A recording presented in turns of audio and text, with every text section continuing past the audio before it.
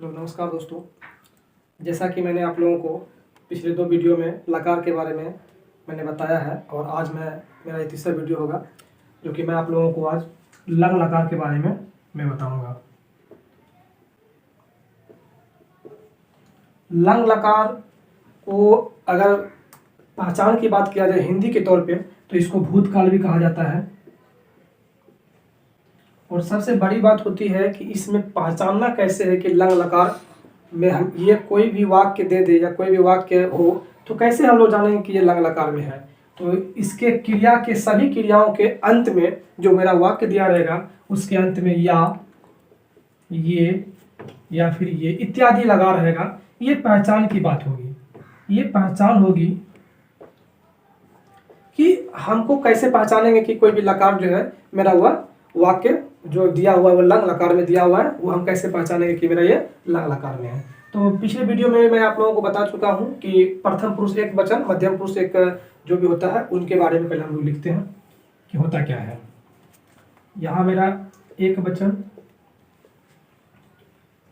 द्विवचन और बहुवचन। प्रथम पुरुष, मध्यम पुरुष और उत्तम पुरुष।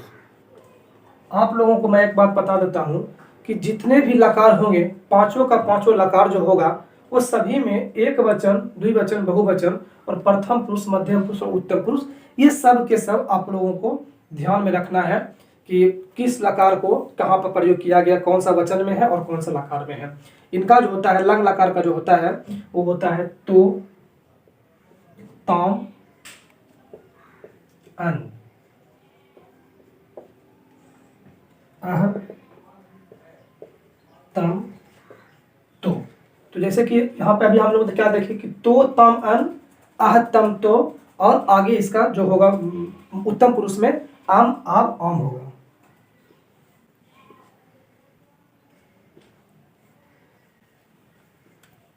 ये हमारा जो लकार है ये इस प्रकार से बन गया, ये इनका ये हो गया।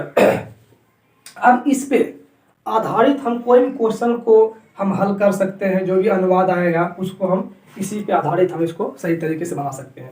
जैसे कि इनका पहचानने का नियम क्या है कि कोई भी मेरा वाक्य दिया रहेगा या, ये, ई इत्यादि वगैरह जो भी होगा हम उसके आधार पे बनाएंगे। और एक बात और आप लोगों को पिछले वाले वीडियो में मैंने बता चुका है कि जो भी सह का जो प्रयोग होगा या नाम कोई होगा वह हर हमेशा प्रथम पुरुष एक वचन में होगा। तो प्रथम पुरुष एक वचन में जैसे कि यहाँ पे आएगा एग्जाम्पल में, इसका एक एग्जाम्पल में दे रहा हूं, जैसे कि वह घर गया। अभी पहले पहचानना है कि लकार कौन सा है ये। तो यहाँ पे क्या देख रहे हैं कि इस शब्द के अंत में या है, मैंने पहचान में भी लिख दिया है कि अंत में या हो, ये इत्यादि कोई भी चीज हो तो वो पहचान में आ जाए कि यह लंग लकार है। तो पहले तो हम पहचान में आ गया कि ये मेरा लंग लकार है। अब देखिए वह का संस्कृत मैं बता चुका हूं, वह का संस्कृत स होता है और घर का गृहम, जाना का गच्छ होता है।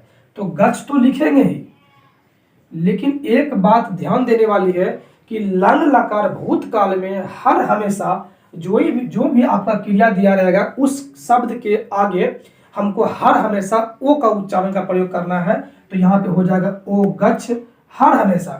ऐसा नहीं कि सिर्फ वह के साथ होगा, जितने भी यहाँ पे वाक्य बनेंगे उस सब के सब क्रियाओं के अंत में हम यहाँ पे ओ का प्रयोग करेंगे। यहाँ पे मैं लिख देता हूं कि भूतकाल में हमेशा हम लोग ओ का प्रयोग करेंगे क्रियाओं के अंत में, ओ गच्छ। अब देखना क्या है, और पहले वाले वीडियो में मैं बता चुका हूं कि वह जो है वह सभी लकारों का प्रथम पुरुष एक वचन के अनुसार चलेगा। तो यहाँ पे हम लोग क्या देख रहे हैं कि प्रथम पुरुष एक वचन में क्या है तो हलंत है, यहाँ पे भी हम लोग तो हलंत का प्रयोग करेंगे। अब ये मेरा पूर्ण रूप से अनुवाद बन गया और अंतिम फुल स्टॉप को देना नहीं भूलेंगे। वह घर गया, पहले तो यह पहचान में आ गई कि यह लंग लकार भूतकाल में है। वह का संस्कृत लिख देंगे, घर का संस्कृत लिख देंगे और भूतकाल में लंग लकार में हमेशा हम आगे में ओ का प्रयोग करेंगे, जाना का गच्छ, और लकार के अनुसार प्रथम पुरुष एक वचन में तो है तो यहाँ पे हो गया तो हलंत। क्योंकि यहाँ पे मैं बता दिया हूं मैंने कि सह तौ ते त्वम युवाम यूयम अहम आवाम वयम। पहले वाले वीडियो जो नहीं देखे मेरा, प्लीज उनको पहले देख लीजिएगा ताकि उनको इस वीडियो में अच्छी तरह से उनको और अच्छे से समझ में आ जाए। तो इनको आप लोग देख लेंगे। ऐसे मैं अभी फिर से अभी आप लोगों को मैं लिख देता हूँ कहाँ पे प्रयोग किया जाता है। जैसे कि यहाँ पे होगा सह तौ ते त्वम युवाम यूयम अहम आवाम और वयम।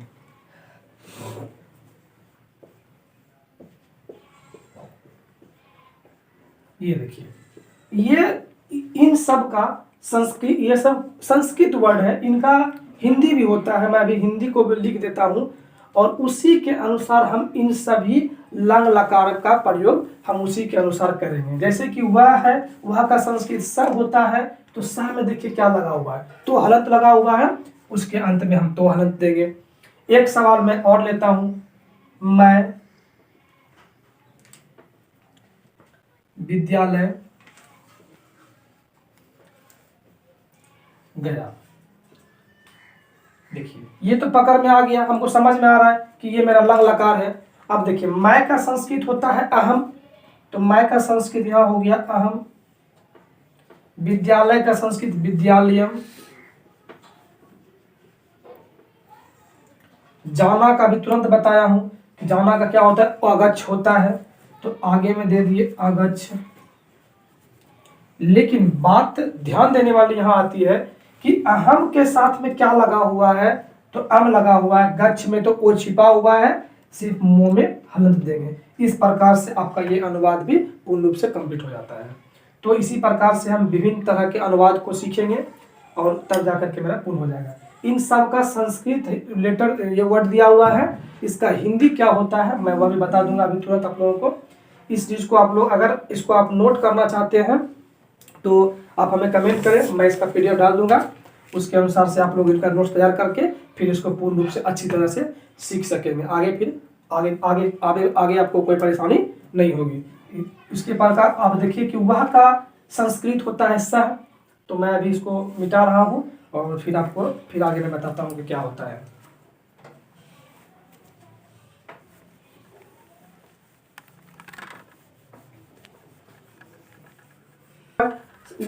सह तौ ते ये क्या है, किनका संस्कृत है ये भी मैं आपको बता रहा हूँ।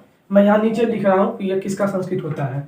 ये समझ लीजिए कि ये इसके साथ का प्रयोग किया जाएगा, यहाँ पे ये और ये इस प्रकार से वह है, तो वह का प्रयोग यहाँ पे किया गया। वह का संस्कृत स होता है, वह भी मेरा क्या होगा, और प्रथम पुरुष एक वचन में होगा। यहाँ मैं लिख रहा हूँ प्रथम पुरुष,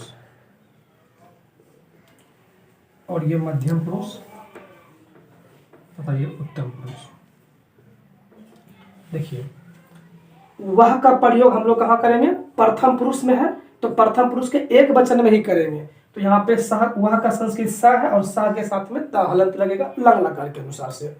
उसी प्रकार से यहाँ पे होता है वे दोनों का तव, वे लोग का संस्कृत ते, और ते के अनुसार क्या चलेगा, अन चलेगा। अभी मैं फिर एक एग्जांपल देकर आप लोगों को समझाऊंगा। यहाँ पे तुम,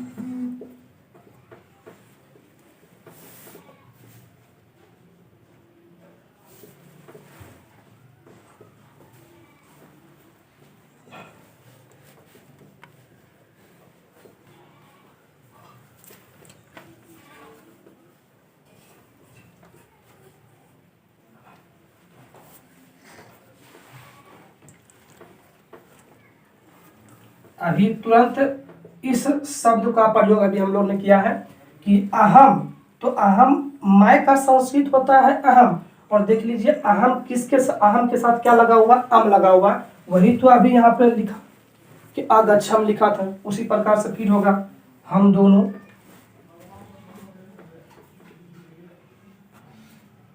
अहम आवाम और वयम होगा यहाँ पे। हम लोग का क्या हो जाएगा, वयम।